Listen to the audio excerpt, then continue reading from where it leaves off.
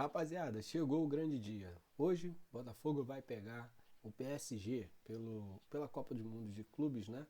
E é uma oportunidade histórica para o Botafogo, né? Fazer uma frente aí contra o PSG. Eu sei, vocês vão falar, mas o PSG hoje é o melhor time que nós temos aí na Europa.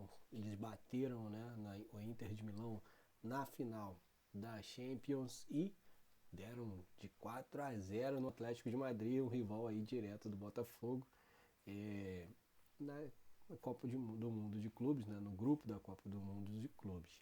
Mas, gente, vamos lá. Nosso jogo hoje tem que ser jogado, né? O Botafogo tem que ir para cima, tem que jogar. Não pode ser, lógico, de peito aberto, com estratégia, calma, tentar toque de bola, marcar jogadas do Paris Saint-Germain, e a gente espera, né, que os jogadores entrem com essa disposição, né? É o jogo do ano, acredito eu que será o jogo do ano, o jogo mais importante aí para a gente ver o nosso time atuando. Então, hoje o Botafogo tem que entrar, né, com a intenção de ganhar, com a intenção de fazer um jogo de igual para igual com o Paris Saint-Germain.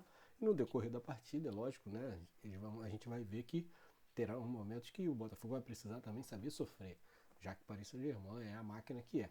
Né? Eu sei que muitos podem até vir aqui, né, zoar, escrever que vocês são malucos, estão falando que vão ganhar o Atlético Paris Saint-Germain, mas não estou dizendo isso, estou dizendo que o Botafogo precisa entrar com postura, uma postura de enfrentamento, postura de é, time campeão também da Libertadores, tá certo? Bom, antes de a gente começar aqui a falar, hoje eu vou trazer para vocês, né, um pouquinho mais sobre essa ideia aí, né, do Botafogo tentar fazer um jogo aí até mais equilibrado do que os outros adversários fizeram contra o Paris Saint-Germain, mas eu queria falar também do Renato Paiva, que reconheceu, hein, que fez bobeira, fez bobagem aí na estreia do Botafogo, tá certo? Então fica aí com a gente até o final desse vídeo. Eu já peço a você que você não é nosso seguidor, que siga o nosso canal, né? Curta o vídeo para que ele possa chegar a mais botafoguenses e também deixe aquele comentário aí para a gente trocar uma ideia. Outro recado que eu queria deixar é que nós estamos com um sorteio de uma camisa 2025, camisa do Glorioso, a principal, né, para agosto. Então você vai lá, seleciona os seus números, né, e participa aí do sorteio. Você vai ganhar uma camisa no final desse sorteio, né? Você vai poder, quer dizer, concorrer e quem sabe ganhar essa camisa aí. Camisa que ficou muito bacana, tá certo? Camisa 2025, camisa número 1 do Botafogo. Bom, então vamos pro vídeo, né? Antes de mais nada, meu nome é o Elton, né? E você me segue aí para mais futebol todos os dias aqui no nosso canal WRF. Bom, como eu disse, o Botafogo hoje vai enfrentar o Paris Saint-Germain pela Copa do Mundo de Clubes. E o Botafogo hoje pode entrar, né, pensando de repente em fazer um jogo ali equilibrado e quem sabe sair com uma vitória ou até um empate que não seria ruim. Né? Se o Atlético de Madrid empatar, por exemplo, com o Seattle, nós teremos dois times basicamente com um ponto, né? Isso já na segunda rodada. E o Botafogo, então, empatando com o Paris Saint-Germain, sairia com 4 e ficaria empatado lá na frente com o Paris Saint-Germain. E aí a gente iria, né, bem já tranquilos para o enfrentamento contra o Atlético de Madrid. É lógico que a coisa poderia embolar na última rodada, mas a gente jogaria por empate, por exemplo, né? Agora, se perder, né, se o Paris Saint-Germain for muito superior, a ideia é a gente perder de pouco, né? Porque caso o Botafogo tome uma goleada, ele vai perder também aí o seu saldo de gols. O que hoje favorece o Botafogo, uma vez que o Atlético de Madrid tomou de 4 na estreia contra o Paris Saint-Germain. Então a gente precisa hoje, né, impor nosso jogo, muito equilibrado, com muita consciência, marcando aí o Paris Saint-Germain assim que possível, até porque um empate não é ruim para o Botafogo. Mas caso perca também a gente não pode deixar esse bobeira e perder por muito gols, né? Gols com muita diferença. Então o Botafogo hoje tem que pensar que não é um jogo crucial para a classificação, mas é um jogo sim para mostrar, né, força, mostrar capacidade, mostrar um bom desempenho aí. Então precisa hoje pensar, né, mais principalmente nessa questão, porque um empate ou uma vitória, uma derrota simples, não é o fim do campeonato para gente. Agora, é claro que a gente precisa muito contar com o nosso treinador, né? Armando um time adequado para jogar, colocando algumas peças importantes em alguns lugares, por exemplo, Cuiabano, né? A gente está já vendo que o Paiva não vai escalar o Cuiabano ali na ponta, né, como ele vinha sendo escalado. É bem provável que ele fique na reserva ou entre na lateral.